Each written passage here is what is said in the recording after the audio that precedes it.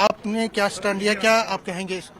देखिए, ये बदकिस्मती है और बड़ा अफसोसजनक है कि 3 जाने गई, उससे पहले भी 2 जाने गई और जो कुछ हुआ वो गलत है वहाँ कठुआ पे। लेकिन बदकिस्मती ये हुई कि क्योंकि मैं वहाँ जाना चाहता था, सरकार की तरफ से जाना चाहता था, क्योंकि किसी ओहदे पे बैठा हूँ, उस ओहदे की जिम्मेवारी थी सरकार की कि हम जाएं वहाँ पे अफसोस करने। और मैंने परसों रात को ही, जैसे ऑनरेबल सीएम साहब ने भी अपने बयान में कहा, हाउस के फ्लोर पे कहा उन्होंने, क्योंकि मेरा ऑफिशियल प्रोग्राम था, मैंने राइटिंग दिया था और सबको जब मैंने राइटिंग दिया उस पर, और जब मैंने ये बात वहाँ जब गई तो सुबह जब मैं कल जाने लगा तो पुलिस वालों ने मना कर दिया, मेरे स्टाफ को भी मना कर दिया और मुझे कन्वे कराया गया कि भाई, और मेरे घर के बाहर भी पुलिस लगाई गई, थोड़े से लोग लगा दिए गए कि ये वहाँ जा ना पाए। तो फिर मैंने वो प्रोग्राम ही कैंसिल, क्योंकि हम जिम्मेवार सरकार हैं। नेशनल कॉन्फ्रेंस, हमारे कायद डॉक्टर फारूक अब्दुल्ला साहब ने हमें एक ही बात सिखाई है कि लाशों के साथ कभी सियासत नहीं करनी।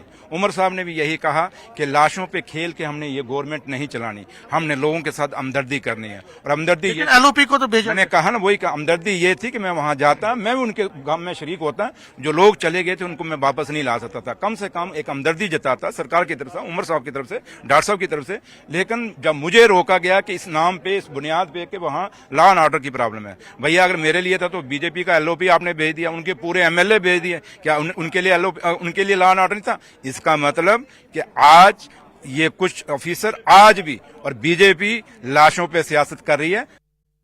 को लेके हमारे साथ इस वक्त से जुड़े हुए हैं कश्मीर के ग्रैंड मुफ्ती नासरुल इस्लाम। मजीद बात करते हैं उनसे। नासर साहब, किस तरह से देख रहे हैं इस कंट्रोवर्सी को जो गुलमर्ग में हुई? ये कंट्रोवर्सी नहीं है, ये हकीकत है और इस हकीकत के पीछे अज़ाइम है और अज़ाइम बड़े ख़तरनाक है। लिहाजा हम उन अज़ाइमों को खाक में मिला देंगे। हम ये नहीं चाहते हैं कि हमारी लड़कियां भी कल जाके रक्स कर लें, हमारे लड़के शराब पिएं, हमारी सकाफत ख़राब हो। ये ज़मीन अतकिया की है, ये सूफिया की है, ये औलिया की ज़मीन है। इस ज़मीन पे बेहुदगी नहीं चलेगी, इस ज़मीन को हम नापाक नहीं होने देंगे, चाहे इसके लिए हमें अपनी जानों का नजराना भी पेश करना पड़े। लिहाजा गवर्नमेंट ऑफ इंडिया और स्टेट गवर्नमेंट को मैं ये वार्न करता हूँ कि मुकम्मल तौर पे वार्न करता हूँ कि इन जैसे हरकत को फौरी तौर बंद किया जाए। और जो लोग ये ख्वाब देखते हैं कि हम कश्मीर की सकाफत को मिलामेट करेंगे, इन्वेजन करेंगे, cultural invasion, they are living in fool's paradise and they should understand that we are not going to accept any such thing in future. वहीं पर अगर हम बात कर लें, इस पे पॉलिटिकल मुद्दे भी उठे हैं। कई सारे लोग ये कह रहे हैं कि जब तक वहाँ के लोकल एमएलए या स्टेक होल्डर्स से परमिशन नहीं ली होगी तब तक इस तरीके के इवेंट्स नहीं हो सकते थे वहाँ पे। जिसने इसकी इजाज़त दी है, सबसे पहले मैं गवर्नमेंट से यही अपील करूंगा, सीईओ ऑफ गुलमर्ग को बिल्कुल बर्खास्त कर दिया जाए and he should be sent home, और उसको घर भेजा जाए और उसके खिलाफ बाज़ाब्ता इंक्वायरी कमीशन मुनक्कद होना चाहिए, लगना चाहिए, ताकि वो और इंक्वायरी भी किसी रिटायर्ड जज से होनी चाहिए और उसमें सिविल सोसाइटी के मेंबरान भी होनी चाहिए। ये मुद्दा, ये मौजू जो है बहुत ही खतरनाक है। इस मौजू के पीछे अज़ाइम है, इस मौजू के पीछे कल्चरल इन्वेजन का मंसूबा है। लिहाजा इसको हम बर्दाश्त नहीं करेंगे। We are not going to accept this. Alcohol ban को लेके भी आपने जिक्र किया है। आप कह रहे हैं कि कहीं ना कहीं इस बार जो असेंबली चल रही है उसमें यूनानिमसली एमएलएस को अब आवाज उठानी चाहिए और एक ब्लैंकेट बैन कर देनी चाहिए। बिल्कुल, शराब तो उमुल खबाइस है, उसको क्यों रखा जाए, उसको क्यों इजाजत दी जाए? क्या हमारे नौजवानों को उससे रोजगार हासिल होगा? क्या मुझे ये बता दीजिए, रियासत में कौन सी तरक्की होगी?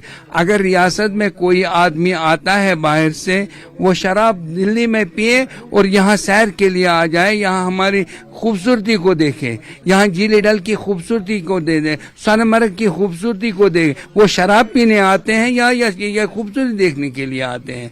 वो रक्स करने के लिए आते हैं या खूबसूरती? वो यहाँ पे बदमाशी करने के लिए आएंगे या खूबसूरती देखने के लिए आएंगे? पाक महीने में ऐसी चीज करना, और मैंने खुद फोटोग्राफ्स देखी, इतनी अश्लील, वल्गर, ऑब्सीन, खुले आम आप बर्फ पे अपने मॉडल्स की वॉकिंग करा रहे हैं, तो कहीं ना कहीं जो एनसी सरकार है उनको जिम्मेवारी लेनी पड़ेगी। आपके होते हुए ये हुआ है। आप हर एक चीज से अपना हाथ धोना चाहते हैं, आप कहते हैं ये हमारे डोमेन में नहीं है, लेकिन हम सब जानते हैं कि जो हमारे चीफ मिनिस्टर हैं उनके अंडर टूरिज्म आता है और ऑब्वियसली ये किसी होटल ने ही ऑर्गेनाइज किया है। तो हाउ इज इट कि विदाउट हिज नॉलेज ये सारी चीजें हुई हैं? दोनों चीजें खराब है। अगर उमर साहब को नहीं पता था तो उनको कैसे नहीं पता था, और अगर उनको पता था तो उन्हें कैसे होने दिया? रमजान के पाक महीने में हमारी भी अपनी सेंसिबिलिटीज हैं, और वहां अल्कोहल भी लोग कंज्यूम कर रहे थे, उसकी भी मैंने फोटोज देखी ओपनली। स्कीज पे, स्लोप्स पे कैटवॉक हो रहा था, आपने खुद देखा कपड़े कैसे थे, they were hardly even dressed properly. So it's very unfortunate. Somewhere the chief minister and the government have to take responsibility. This is happening right under their nose.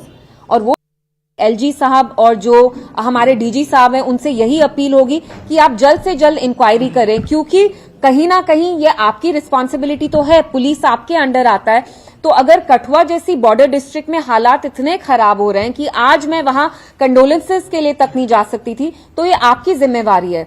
और अगर हालात खराब हो रहे हैं तो आप सब पे एक ही रूल अप्लाई करें। ऐसा नहीं हो कि आप पीडीपी के लोग को जाने नहीं देते, लेकिन बीजेपी की लीडर वहां सुबह भी जा रहे हैं, शाम भी जा रहे हैं। तो इसका एक बहुत कम्युनल एंगल अब हो रहा है, तो that is worrying us a little. We don't want the atmosphere to be vitiated once again. जो हमारी यहाँ फैमिलीज हैं बिलावर में, खासतौर से जो 14 साल के वरुण हैं, जो जिनको मारा गया, हम उनकी फैमिली से मिलना चाहते थे, अपने कंडोलेंसेज एक्सप्रेस करना चाहते थे।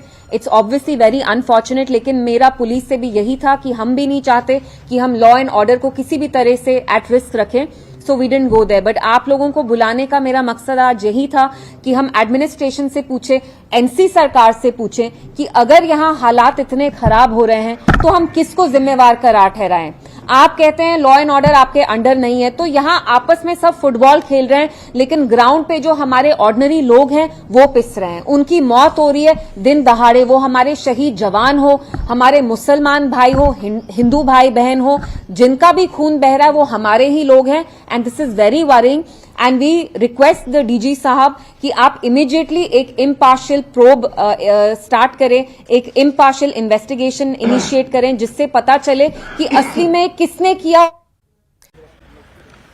पूरे देश में एक मुस्लिम मेजॉरिटी स्टेट है। आज रमज़ान का मुतबरक महीना था, तो आज ही ऐसा वहाँ पे ये प्रोग्राम करना ये बहुत ही गलत है। हम इसकी निंदा करते हैं जितनी हो सकी। इसमें जो है जो भी मुलवस है, कल मैंने सीएम साहब का भी ट्वीट देखा, तो मुझे लगता है कि जिन्होंने ये किया उन पे कार्रवाई होनी चाहिए। ये जानबूझ के किया गया है। हम ये जानना चाहते हैं कि अगर ऑनरेबल चीफ मिनिस्टर साहब के पास जो है ये डिपार्टमेंट है, तो क्यों ऐसा क्यों हुआ, वो भी स्पेशली रमज़ान के महीने में। तो हमारे ऊपर जो है ये कल्चरल वार क्यों हो रहा है।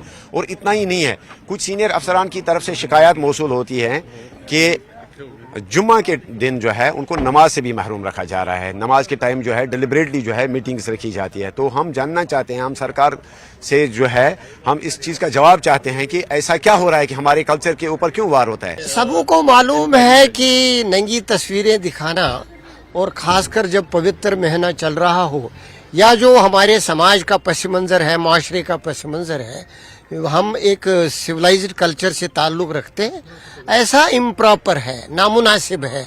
इस पे अगर मौलाना साहब ने एतराज़ किया, मौलाना उमर फारूक साहब ने, और अपना गुस्सा जताया, और जनाब चीफ मिनिस्टर साहब ने कहा कि हाँ गुस्सा वाजिब है, इसकी रिपोर्ट तलब की, और वो रिपोर्ट का इंतजार है। रिपोर्ट जब आएगी एक्शन गवर्नमेंट का पता लगेगा कैसे ली। एक प्राइवेट पार्टी के तहत गुलमर्ग में एक 4 रोज का एक इवेंट ऑर्गेनाइज करने की बात हुई थी। उस 4 रोजा इवेंट में 7 तारीख को एक फैशन शो का ऑर्गेनाइजेशन किया गया था। उस फैशन शो में कुछ ऐसी बातें सामने आई, कुछ ऐसा वहां पे उसमें हिस्सा लिया गया जिससे कि लोगों के जज्बात को ठेस पहुंची। और जाहिर सी बात है कि जिन लोगों ने उस फैशन शो को ऑर्गेनाइज किया था उन्होंने अपने अकल का इस्तेमाल नहीं किया। उन्होंने लोगों के जज्बात के बारे में नहीं सोचा। उन्होंने इस बारे में नहीं सोचा कि वो कहां पे कर रहे हैं और किस वक्त में कर रहे हैं। कुछ लोगों ने ये कहा कि रमजान के पाक महीने में ये नहीं होना चाहिए था। मैं तो ये मान के चलता हूं कि जो मैंने देखा वहां पे, वो तो रमजान छोड़िए साल के किसी भी दिन वो नहीं होना चाहिए था। लेकिन मैं एक बात यहां क्लियर करना चाहता हूं, हुकूमत के तरफ से इसमें कोई रोल नहीं था। उन्होंने प्राइवेटली इस फंक्शन का ऑर्गेनाइजेशन किया, उन्होंने प्राइवेट होटल में इसको रखा और प्राइवेटली अपने इनविटेशन कार्ड्स बांटे। हुकूमत से कोई इजाजत नहीं मांगी गई, हुकूमत से कोई पैसे नहीं लिए गए, सरकारी इंफ्रास्ट्रक्चर कोई इस्तेमाल नहीं हुआ और सारे सरकारी अफसर इसमें थे नहीं। इंतजामिया को वहां कहा गया है कि अगर कहीं पर भी इसमें कानून के खिलाफ कोई बात हुई हो, अपनी तहकीकात मुकम्मल करके अगर जरूरत पड़े तो मामला पुलिस के हवाले किया जाए, पुलिस के बाद अपनी तहकीकात करेगी। अगर हमसे इसके लिए इजाजत मांगी गई होती, हम इजाजत नहीं देते, लेकिन क्योंकि प्राइवेट फंक्शन था, प्राइवेट होटल में रखा गया, अगर कहीं पर भी कानून जो है वो इसके खिलाफ कोई काम किया गया होगा तो उसके खिलाफ सख्त से सख्त कार्रवाई की जाएगी।